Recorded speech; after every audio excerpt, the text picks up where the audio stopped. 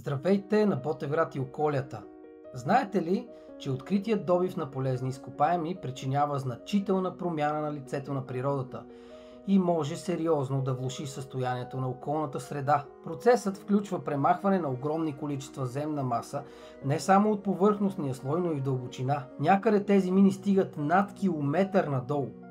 Взривните работи и тежките машини, които работят в една такава мина, генерират огромно количество прах и ако такава мина бъде изградена над село Краево, това означава, че всичко наоколо ще се запраши ужасно, а респираторните заболявания ще бъдат още по-силно изразени. Но ще кажат някои хора: човечеството напредва, полезните изкопаеми стават все по-ценни, ако ги добиваме, ще забогатеем.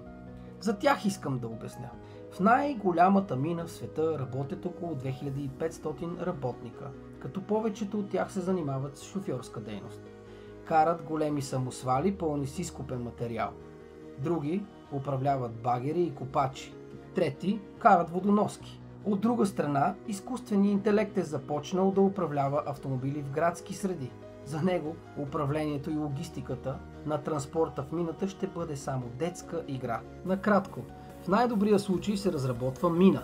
Цялото население на един регион се замогва благодарение на мината.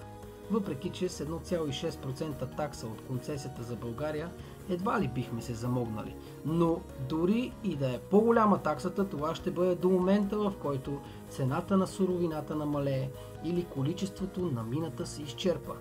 Тогава икономическите ползи бързо се обръщат.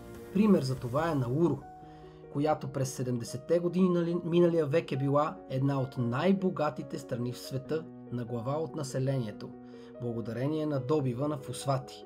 Но през 90-те години добива спада на 1/5, а през 2000-та година окончателно свършва.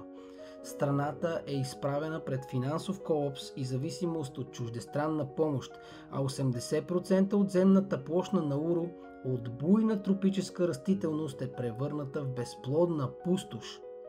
Та, ако някой ви каже, че става въпрос за пари, питайте го, кое е по-важно – здравето или парите?